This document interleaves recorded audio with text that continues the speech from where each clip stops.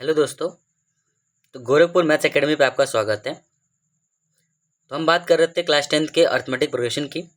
पहले वीडियो में हमने देखा था कि सीक्वेंस क्या होता है, फिर हमने देखा था कि प्रोग्रेशन क्या होता है, और इन दोनों को अच्छे से समझने के बाद से हमने डिफाइन किया था अपना अर्थमेटिक प्रोग्रेशन। हमने उसमें अर्थमेटिक प्रोग्रेशन का डेफिनेशन देखा था, जिसमें हमने देखा कि ऐसा प्रोग्रेशन जहाँ पे दो कॉन्सिक्यूटिव टर्म के बीच का डिफरेंस क्या आए, सेम आए, उसे हम अर्थमेटिक प्रोग्रेशन कह रहे थे। ठीक है, हमने कल की क्लास में ए एन की बात की, जो कि general term of A P होता है, और हमने निकाला कि A plus N minus one D. और ये कहाँ से लिखते हैं, कैसे लिखते हैं, इस पूरे चीज़ की बात जो है हम लोग कल की क्लास में किए हुए थे भाई। आ जाते हैं दूसरे चीज़, डी के बारे में बात किए थे, जो कि क्या होता है, ए टू माइनस ए वन होता है। ठीक है, या फिर कह सकते हो कि ए थ्री माइनस ए टू होता है, क्योंकि डी बेसिकली क्या होता है, कॉन्सिक्यूटिव टर्म के बीच का डिफरेंस होता है। तो इसी को जनरल फॉर्म में हम लिखते हैं D is equal to A N, और अगर एन है तो एक एन से कम टर्म तो एन एन माइनस वन, तो डी की ये वैल्यू होती थी। फिर हमने कल की क्लास में एक और चीज़ देखी थी भाई, कि अगर कोई three consecutive term A B और सी है, तो b की वैल्यू जो होती है वो a और c को ऐड करके 2 से डिवाइड करने पे जो मिलता है, यानी half of a plus c होती है। तो अगर a और b c क्या है, ये थ्री कॉन्सिक्यूटिव टर्म थे AP के। अगर ये थ्री कॉन्सिक्यूटिव टर्म्स हैं आपके AP के, तो हमने देखा था कि b जो है वो a और c के एडिशन का सम ऑफ a और c के आधा हो जाएगा। तो ये सारी बात हमने कल की थी, और उसी फॉर्मूले पे हमने ये क्वेश्चन किया था, that is 2p plus one 13 और 5 में ये थ्री कॉन्सिक्यूटिव टर्म जो है AP के दिए हुए थे, तो इसकी वैल्यू कल की क्लास में हमने फाइंड किया था, तो 4 आया था। ठीक है, तो इसके सोल्यूशन को देखने का पिछले वाली वीडियो देख सकते हैं। आते हैं और आज हम शुरू करते हैं आज का क्लास, जहाँ पे हम कुछ क्वेश्चंस करेंगे।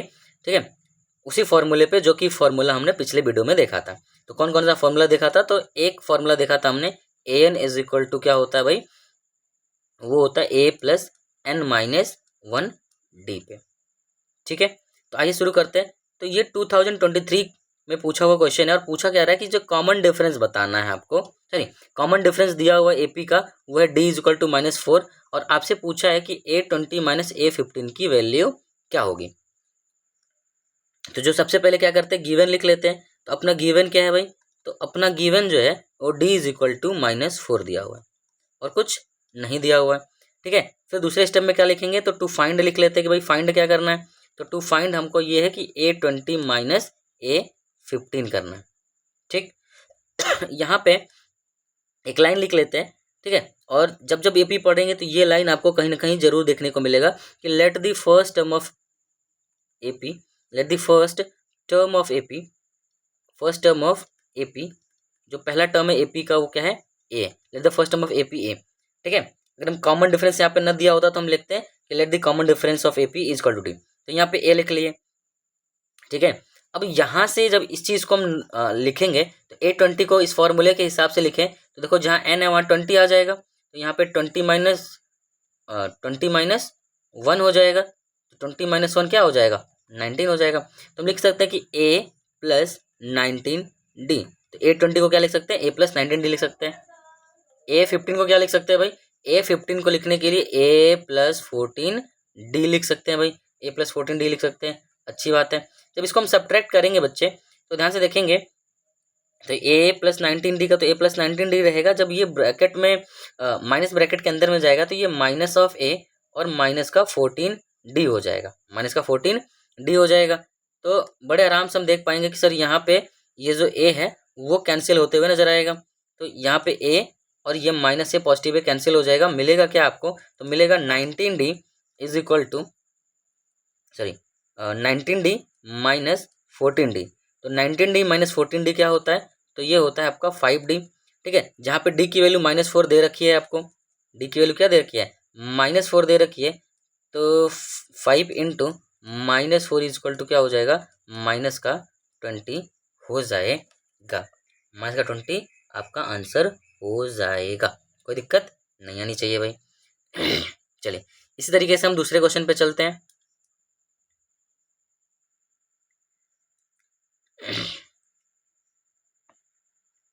आइए इस क्वेश्चन को सॉल्व करते हैं।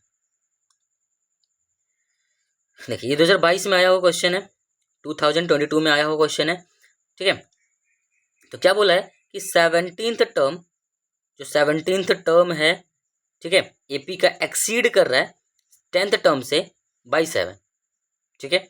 यानी सिंपल इस लाइन का क्या मतलब निकलता है सर, तो बोल सकते हैं सर कि A17 जो है A10 से बड़ा है, ठीक है। और कितना बड़ा है सर, तो 7 बड़ा है। तो इसी सिचुएशन को मैथ में, जब हम इस सिचुएशन को मैथ में लिखने जाएंगे तो क्या ये नहीं सकते क्या कि A17 माइनस A10 जो है वो क्या होना चाहिए, वो आपका 7 होना चाहिए, ठीक। तो इसी चीज़ को हम ऐसे लिख सकते हैं कि A17 minus A10 is equal to 7। तो अब जब गिवन वाली बात करेंगे तो सबसे पहले तो हम यही लिखेंगे अपने गिवन में, क्या गिवन क्या है हमारे पास, तो सबसे पहला गिवन तो यही है हमारे पास भाई, ठीक, कि A17 minus A10 is equal to 7, ठीक। अब हमको क्या करना है, तो अब देखो कॉमन डिफरेंस पूछा गया है, ठीक है। हमको इस एपी का ए भी नहीं पता है, तो हम एक लाइन लिखेंगे जैसे कि मैंने आपको ऊपर बताया, क्या कि let the first term of AP, let the first term of AP, जो एपी का पहला टर्म है वो क्या है, ए है, एंड कॉमन डिफरेंस, और जो कॉमन डिफरेंस है वो क्या है भाई, जो कॉमन डिफरेंस है वो क्या है, डी है, ठीक है। आइए हमको कॉमन डिफरेंस डी पता करना है भाई, ठीक है भाई। अच्छा अब देखिए A17 का मतलब क्या होता है, तो A प्लस 16D आपने ऊपर समझ लिया होगा। उसी तरीके से हम इधर आएंगे तो A plus 9D is equal to 7 आना चाहिए।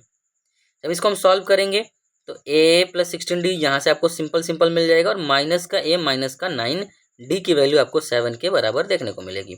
यहाँ पे जब हम फिर ध्यान से देखेंगे तो आपका क्या देखने को मिलेगा कि ये माइनस A और ये पॉजिटिव A आपस में मतलब दोनों जो है पॉजिटिव साइन होने की वजह से कैंसिल हो जाएगा। जब कैंसिल हो जाएगा तो इधर से 16D बच जाएगा और इधर से जो है 9D बच जाएगा, इज इक्वल टू 7 हो जाएगा।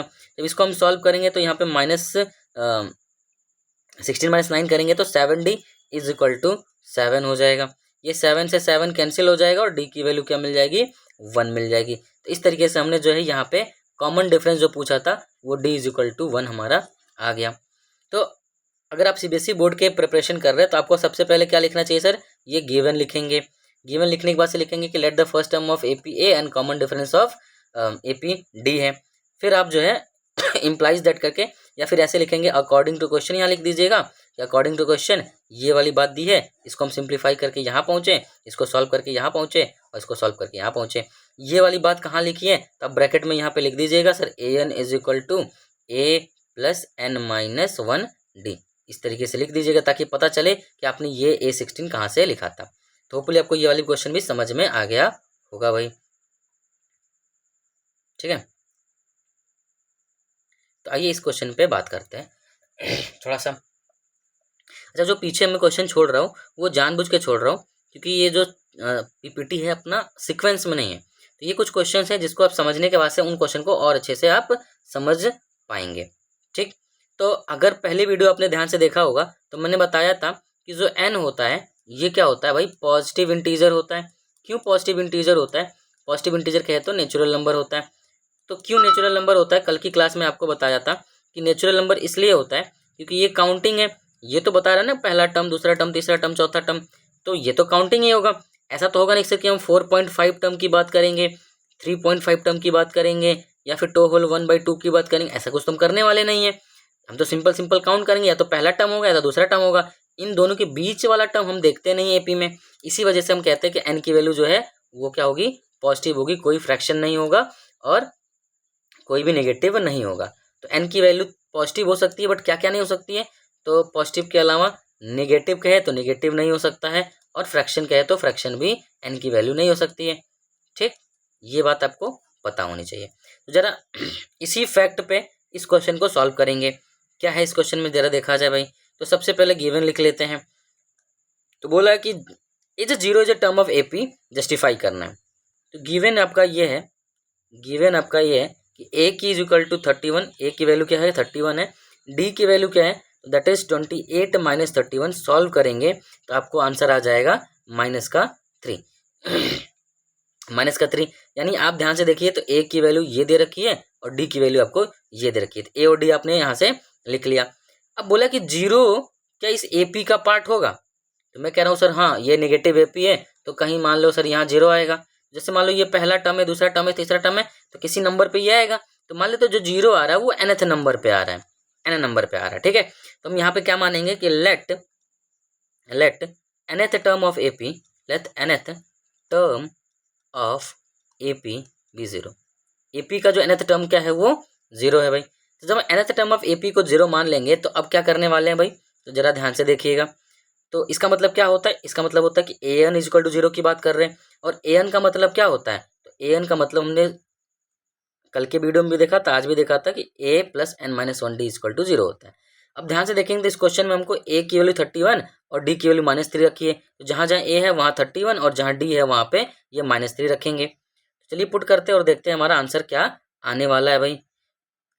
चलिए तो ए की जगह क्या पुट करना है हमको, ए की जगह हमको पुट करना है माइनस का 31, तो यहाँ पे सॉरी प्लस का 31 और डी हमारा नेगेटिव है ना, तो n-1 और डी हमारा जो है -3 है, इसकी वैल्यू 0 होनी चाहिए। तो यहाँ से n देखते हैं कि हमारा जो है पॉजिटिव इंटीजर या नेचुरल नंबर आता है कि नहीं आता है। अगर आएगा तब तो हम कहेंगे भाई उस n की वैल्यू मिल जाएगी जिस पे जो है ये 0 आएगा। अगर n की वैल्यू नेगेटिव या फ्रैक्शन आती है तो हम कहेंगे भाई कि 0 जो है कभी इस AP में आएगा ही नहीं। चलिए देखते हैं क्या होगा यहाँ से।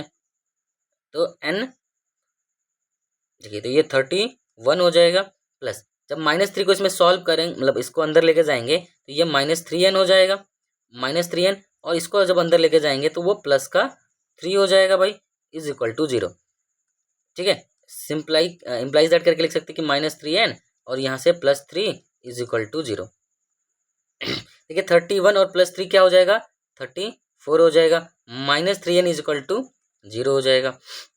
जब इस n को उस साइड भेजते हैं तो हम ऐसे लिख सकते हैं कि 34 इज इक्वल टू 3n के बराबर हो जाएगा, यानी n की वैल्यू कुछ और नहीं बल्कि 34/3 हो जाएगा।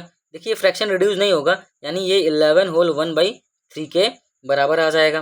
ठीक है, अब ये क्या हो गया, ये अगेन आप देख पा रहे हैं कि n की वैल्यू क्या हो गई, फ्रैक्शन हो गई। तो हमको पता है कि n की वैल्यू फ्रैक्शन में नहीं होनी चाहिए, n की वैल्यू फ्रैक्शन में नहीं होनी चाहिए। ठीक है, बट यहाँ पे तो फ्रैक्शन में आ गया। इसका क्या मतलब निकलता है, तो हम कहेंगे कि हियर n इज इन ये n is fraction, here n is fraction that is not possible, that is not possible। तो यहाँ n क्या है, फ्रैक्शन है जो कि पॉसिबल नहीं है भाई। सो देयरफॉर हम ये कहेंगे, देयरफॉर कहेंगे कि 0 is not the part of this AP, 0 is not the part of this AP, part of this AP। तो इस AP का वो पार्ट नहीं होगा, कौन नहीं पार्ट होगा भाई, ये 0। ठीक है, तो 0 पार्ट होगा नहीं होगा। हाँ, अगर यहीं n की वैल्यू सिर्फ 11 आती तो हाँ कहते कि भाई 11th टर्म पे वो 0 आ जाता, बट चूंकि n पे यहाँ पे फ्रैक्शन आ गया और n की वैल्यू फ्रैक्शन नहीं हो सकती, तो 0 भी जो है इस AP का पार्ट नहीं हो सकता। That is all about this question भाई। आगे आते हैं।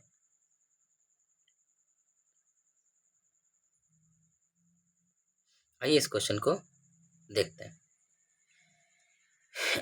इस क्वेश्चन को जब आप देखेंगे तो क्वेश्चन में बोला है कि find the number of all 2 digit, सारे ऑल 2 डिजिट नंबर के बारे में बात किया गया है। ठीक है, ऑल 2 डिजिट पॉजिटिव नंबर जो कि डिविजिबल क्या हो, 7 से हो जाए। अब 7 से डिविजिबल होने वाले उन नंबर की बात करें भाई जो कि 2 डिजिट में होते हो। ठीक है, जो कि किस में हो, 2 डिजिट में होते हो। तो आइए बात कर लेते हैं। तो सबसे पहले इस क्वेश्चन को पहले साइड में समझ लेते हैं, फिर इसको हम सॉल्व करेंगे भाई। ठीक है, तो ध्यान से देखेंगे तो सबसे पहला तो 14 होगा जो कि क्या होगा, 7 से डिविजिबल होगा और 2 डिजिट का होगा, क्योंकि सबसे छोटा नंबर 10 होता है। 10 के बाद से 14 ही पहला है जो कि क्या हो रहा है, 7 से डिवाइड होगा। इसी तरीके से देखेंगे तो 99 सबसे जो है लास्ट जो है नंबर है 2 डिजिट का, क्योंकि सबसे बड़ा 2 डिजिट का नंबर 99 होता है। क्या 99 7 से डिविजिबल है, आप कहोगे सर देखना पड़ेगा। तो देखिए बड़ा सिंपल है, 99 को हम 7 से डिवाइड कर लेते हैं भाई। तो 7 के टेबल में 7 आ जाएगा, यहाँ पे माइनस करेंगे 9 आ जाएगा, 7 के टेबल में 2 टाइम्स में 14 आ जाएगा। सर यहाँ पे 2 आएगा ना भाई, मैं कह रहा हूँ। ठीक है, तो यहाँ पे 2 आ जाएगा तो 7 4 जा 28 आ जाएगा। ठीक है, तो यहाँ पे 28 आ जाएगा। जब 28 आ जाएगा तो माइनस क्या मिल जाएगा, रिमाइंडर क्या मिल जाएगा, +1 हो जाएगा। जब रिमाइंडर +1 हो जाएगा इसका मतलब ये कि 99 तो सर 7 से डिविजिबल नहीं है। बट यहीं पे एक और बात समझ में आ रही है कि अगर ये जो एक्स्ट्रा 1 मिल रहा है, अगर यही नहीं होता यानी इसमें से 99 में से इस 1 को माइनस कर लेते तो जो आंसर 98 आता वो क्या होता, वो कम्प्लीटली डिविजिबल होता है ना। यानी 99 तो 7 से डिविजिबल नहीं है, 99 तो 7 से अपना डिविजिबल नहीं है भाई, ठीक है, 7 से डिविजिबल नहीं है। तो 7 से लास्ट जो टर्म है वो कौन डिविजिबल है, तो वो है 98। 98 क्या है भाई, वो आपका 7 से डिविजिबल है। तो यही यहाँ पे देखना होता है कि पहला टर्म कौन सा 7 से डिविजिबल है और आखिरी टर्म कौन सा 7 से डिविजिबल है, ठीक। तो अगर ऐसा है तो अब देखो 14 के बाद से बताओ कौन सा नंबर आएगा जो 7 से डिविजिबल होगा। तो पक्का सर उसमें 7 ऐड कर देंगे 14 में तो वो मिल जाएगा 21। फिर उसके बाद से कौन होगा, तो सर 28 होगा। इस तरीके से हमको एक एपी मिल गया जिसका लास्ट टर्म क्या है, 98 है। हमको यही बताना कि इस एपी में कितने टर्म हैं। होपफुली आपको इस क्वेश्चन समझ में आ गया होगा कि आखिर हमसे क्वेश्चन पूछा क्या है। तो आइए यहाँ पे लिखते हैं, ठीक है। तो हम कहेंगे कि smallest 2 digit number that is divisible by 7 is 14 and the greatest 2 digit number 2 digit number that is divisible by, जो कि क्या हो सर, डिविजिबल हो किससे, 7 से, वो क्या है, तो अभी हमने पता किया सर क्या है, 98 है, तो वो अपना 98 हो गया, ठीक। अच्छा, सो हियर वी है, तो हम देखेंगे कि पहला टर्म तो 14 है जो 7 से डिविजिबल है और लास्ट टर्म 98 है। बट 14 के बाद से दूसरा टर्म कौन सा डिविजिबल होगा, तो वो होगा 21, उसके बाद कौन सा होगा 28, ठीक है। तो हम ध्यान से देख पाएंगे कि 14 से 21 लिखा गया, 21 से 28 लिखा गया, इस तरीके से आगे 98 है। तो इन दोनों के बीच का गैप कितने का, 7 का। इन दोनों के बीच का गैप कितने का, 7 का। यानी क्लियरली कह सकते हैं कि ये जो आपका मल्टीपल लिखा हुआ है ये क्या है, एक एपी है और जिसमें कॉमन डिफरेंस डी की वैल्यू क्या है भाई, 7 है, ठीक है।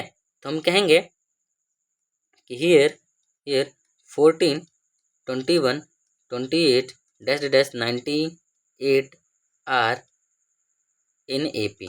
ये जो क्या है, तो ये एपी में है एंड कॉमन डिफरेंस जो इसका क्या है, and common difference D is equal to क्या है भाई, 7 है, ठीक है। अगर ये एपी में बोल दिए तो यहाँ से ए की वैल्यू क्या हो जाएगी, वो हो जाएगी 14, क्या हो जाएगी, 14 हो जाएगी। इतनी बात आपको समझ में आ गई होगी। जब इतनी बात आपको समझ में आ गई तो थोड़ा सा स्पेस लेने के लिए ये वाले पार्ट को थोड़ा सा क्लीन कर लेते हैं, थोड़ा ऊपर कर लेते हैं, ठीक है। अच्छा, अब यहाँ पे लिखते हैं, तो ध्यान से देखो, तो जो आपका लास्ट टर्म है वो 98 है, ठीक है। और लास्ट टर्म को जब हम लिखते कैसे हैं, तो हम ए एन को ऐसे लिखते हैं कि A N is equal to A plus N minus one D लिखते हैं। अब देखो यहाँ पे ए एन की वैल्यू क्या दे रखी है, ए एन की वैल्यू 98 दे रखी है भाई। ए की जगह पे क्या देखा है, तो अभी हमने देखा कि सर 14 है, प्लस एन माइनस 1 और डी के जगह पे क्या दे रखा है, तो 7 दे रखा है। क्या दे रखा है भाई, 7 दे रखा है डी के जगह पे। अच्छी बात है। अब इस इक्वेशन को सॉल्व करेंगे, एन की वैल्यू मिलेगी और जो एन की वैल्यू मिलेगी उतने ही 2 डिजिट के नंबर पॉसिबल है जो कि 7 से डिवाइड होंगे। तो इस 98 में से इस 14 को माइनस कर लीजिए भाई, और इधर देखेंगे तो ये 7n माइनस 7 हो जाएगा, ठीक है। जब इसको सॉल्व करेंगे तो यहाँ पे 4 और यहाँ पे 8 हो जाएगा, वो 7 इधर आके ऐड हो जाएगा, तो ये हो जाएगा आपका 7n, ठीक। तो जब इसमें ऐड करेंगे तो वो हो जाएगा 91 इज इक्वल टू 7n। इसको सॉल्व करेंगे तो 9 के टेबल में 1 बार में, सॉरी 7 से इसको कैंसिल करेंगे तो 1 यहाँ पे आएगा, 2 और 1 यानी 7 3 जा 21, एन की वैल्यू क्या हो जाएगी, 13 हो जाएगी, ठीक है। तो इस पूरे क्वेश्चन में हम क्या देख पाए कि देयर आर, हम लिखेंगे there are 13 2 digit number two digit number that are that is divisible by 7। ठीक है, तो ये 7 से आपका डिविजिबल हो जाएगा। ठीक है, तो हमने कुछ क्वेश्चंस किया और जहां से हमने ये समझने का प्रयास किया कि आखिर जो है सिंपल एक फॉर्मूला, वो फॉर्मूला कौन सा था, अपना an का फॉर्मूला था। इस an के फॉर्मूले से कैसे कैसे क्वेश्चन को हम सॉल्व कर सकते हैं। ध्यान से देखिए, यहाँ पे भी वही an वाला फॉर्मूला हमने लगाया और क्वेश्चन सॉल्व किया। ध्यान से देखिए, तो ये वाला जो क्वेश्चन था, यहाँ पे भी जो मेन कहानी था वो an वाले फॉर्मूले का था। बाकी दूसरा ये था कि n की वैल्यू हमेशा पॉजिटिव इंटीजर होने चाहिए, यानी नेचुरल नंबर हो चाहिए, निगेटिव या फ्रैक्शन नहीं होना चाहिए। इस वाले क्वेश्चन में भी ध्यान से देखा जाए तो an का ही यहाँ पे भी काम था, यानी यहाँ पे भी हमने बेसिकली an वाले फॉर्मूले पे ही क्वेश्चन सॉल्व किया।